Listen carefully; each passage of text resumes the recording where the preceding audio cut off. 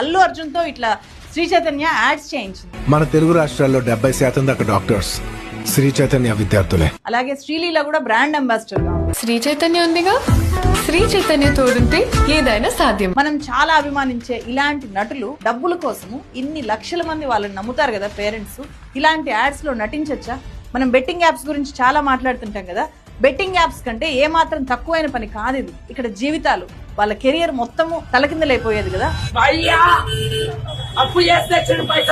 నిజానికి all India top ranks అన్ని ఈ రెండు విద్యా సంస్థలకు వస్తున్నాయి అనేది అతిపెద్ద స్కామ్, అతిపెద్ద బూటకం. అది 9వ ర్యాంక్ అని చూడండి, నారాయణ, శ్రీ చైతన్య.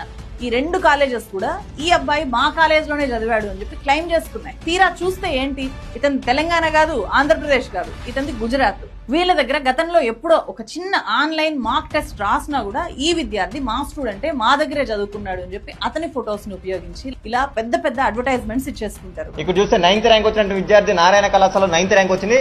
అదే విద్యార్థికి శ్రీ చైతన్యలో 9th ర్యాంక్ ఎట్లా వస్తుంది? ఆల్ ఇండియాలో ఫస్ట్ ర్యాంకులు వచ్చినట్లు చూపించుకోవడం ద్వారా తల్లిదండ్రులంతా కూడా ఎంత ఖర్చైనా పర్లేదు, కష్టపడదాము, మనం కష్టపడి బిడ్డలను ఏ నారాయణలోనో శ్రీ చైతన్యలోనో ఇంటర్మీడియట్ కి చేరిస్తే భవిష్యత్ అంతా కూడా మారిపోతుంది అని చెప్పి ఆశపడుతున్నారు తల్లిదండ్రులు. తిన్నా తినకపోయినా రూపాయి కూడబెట్టి కాన్వెంట్ కి పంపితే చాలన్నట్టు బతుకుతున్నాం. విద్యాశాఖలో ఉన్న అధికారులకు నేను ఒక విషయం చెప్పాలనుకుంటున్నాను.